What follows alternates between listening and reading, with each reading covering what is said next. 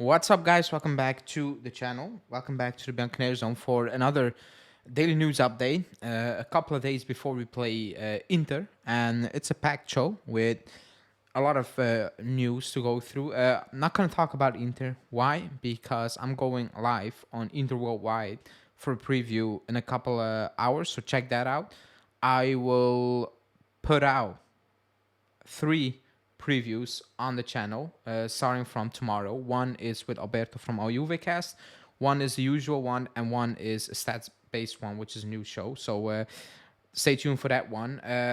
Let's go in today's news because we are going to talk about Buongiorno, Vlahovic, an entire story on Vlahovic, Javi Guerra, who was a new name out there, Sudakov, Chiesa, and some other stuff. And before we do that, like the video, subscribe to the channel, and let's go.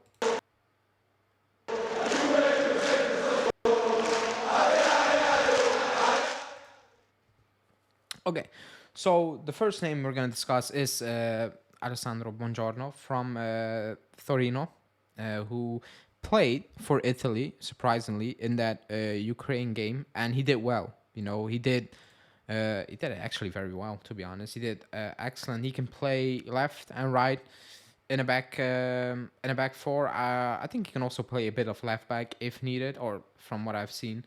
I'm not like I think he's a good player. He's not a player that will take us to the next level, if that makes any sense. You know, I don't think he's a player that's gonna elevate us from being okay to being excellent, if that makes sense. You know, he will be a good addition. However, if you are gonna keep Gatti in the team, if you are gonna keep Rugani into the team, then it's kind of pointless, in my opinion, to add that piece, if that makes any sense. And when I say pointless, I mean, again, no disrespect, because I think he's a good player, but in terms of, I don't think he's the type of player that will take you to the next level. You know, so if you have Bremer, you keep Bremer, you're gonna extend Rugani, you keep Gatti in the team, and well, we know Danilo is still there. I'm not sure that's the piece we're gonna need. Now, it's going to be interesting because we always thought, okay, we need a center back, you know, and then now Rugani's playing. Some might say, oh, we still don't. But if they're going to extend Rugani, are the club really going to put their money into buying another center back? Because that doesn't really make 100% sense, when we have so many question marks still in other positions. So the center back one is a very strange one. How things are going now, I don't think the club is going to add anything. I think they're just going to stay like they are in the summer, unless somebody or something completely changes between now and the summer, obviously. But that's the Buongiorno story. I wouldn't read too much into it, if I'm being completely honest, because of our situation at this moment in time. Now, let's move on to the Vlahovic story, and it's a big one, the Vlahovic one. It's from Calcio Mercato, but it's for Nico Balice, and it's been out there for a while now. You know, the Vlahovic situation. We all know what the situation is.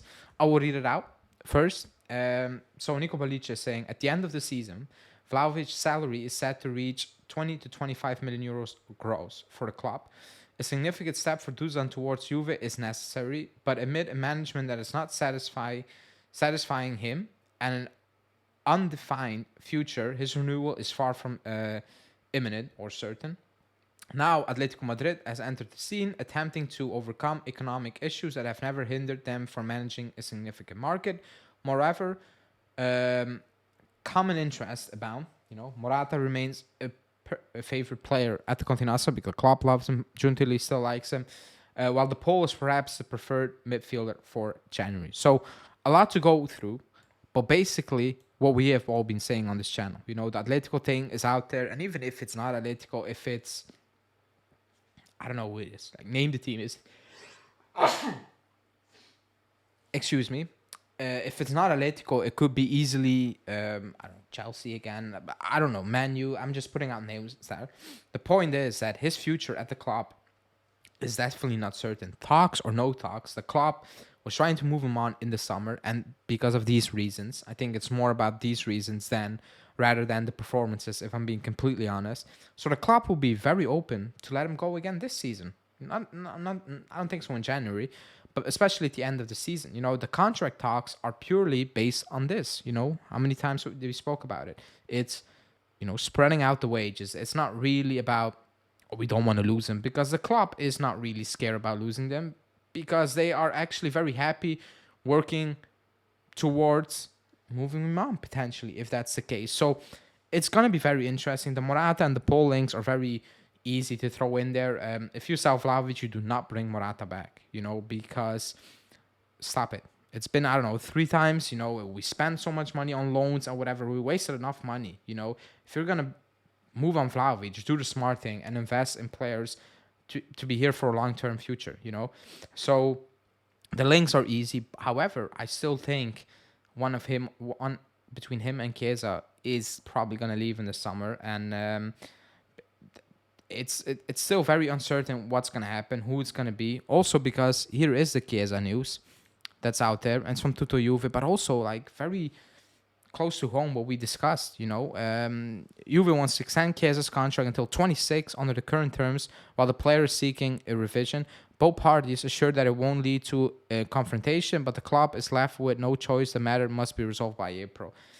Yeah, it must be resolved much earlier, because he's going to the Euros with 1 year left on his contract. That's just bad business, because it puts you in a terrible spot for a club, especially if you're looking to not pump up his wages, basically, and keep him on the same wage. If he does well in Germany with the Euros, then what are you going to do?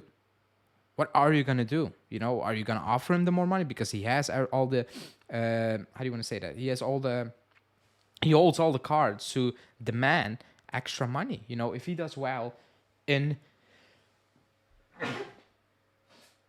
if he does well in Germany, he comes back with 1 year left on his contract, he can basically demand whatever he wants at that point. So it's not an easy situation. However, it's a situation that needs to be resolved quickly. We cannot, or the club cannot waste any time on this situation at this moment in time. So very interesting. However, this situation leads everybody probably to believe that, something might happen in the summer with one of these two players. So let's see how that will go. It's going to be a very long one, I think. Next up is Zaccagni from Lazio. Excuse me, I was confused. We have been linked with Zaccagni I don't know how many times this summer, and especially last January as well. I remember. I think he's 28 years old. Can play midfield. Can play left wing. Excuse me. He is a player that I think had a very, very, very good season last year, and that's why everybody was talking him up, picking him up. I think he had like double digit almost in assists and goals, or close in total, or just about, who knows. He is a player that could be an opportunity as he's saying, because he's still not signed a new deal. It's still up in the air, whatever. He can play a couple of positions in midfield, left back, left winger, in my opinion. However, he is not a player that excites me, if I'm being completely honest. He had one very good breakout season, you might say. Other than that, it's nothing special. I don't think it's a player we should be looking at all. However, it's interesting, with the Chiesa links and then this coming out a little bit. It makes you wonder. It makes you think a little bit. But, overall, I don't think it's a player we should be actually looking into. I don't think it's a player we should be in for, in my opinion, because I don't know, man. I don't feel it. Like, he had that big step, and then it's back to reality, in my opinion.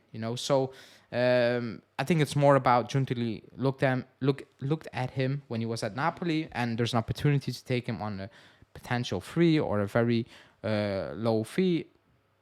But in general, I don't think it's a player we should be in for.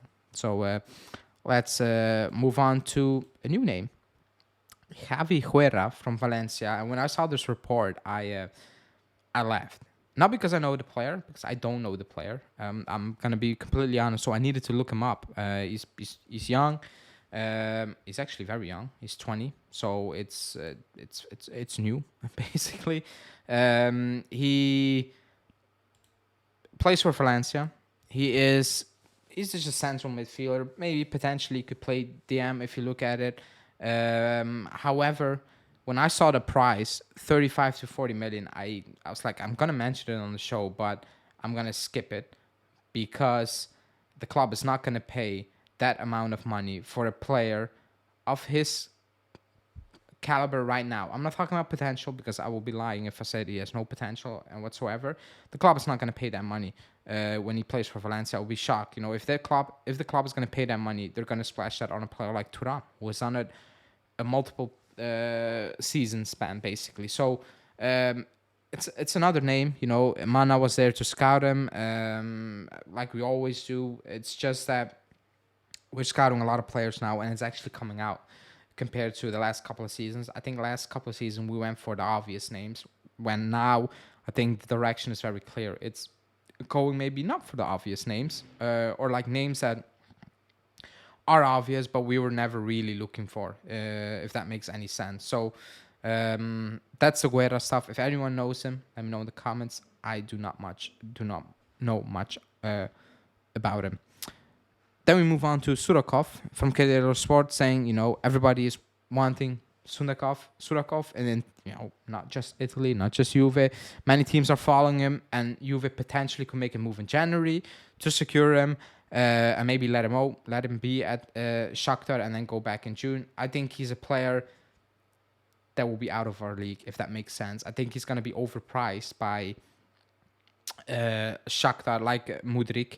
And I think we will not be really in for him, if that makes any sense. So I will love him because from what I've seen, he looks like a very, very good player. But I think he will be just too pricey for the club to actually bring in. I actually do have a feeling that's going to be the case, because who knew Mudryk? And they played, I don't know, how many? 90 million euros for him, which was ridiculous because he's not a 90 million player at all. So I think that's going to be the situation, moving quick or not moving quick. I think it's just what it is at this moment in time. So let's see. But he is a name that's being linked with us heavily, and we need to keep an eye on. That's it. That's basically the news update. I think it will stop now. The football is back. Good. And we will do many previews, match reactions and whatever. So stay tuned for the channel.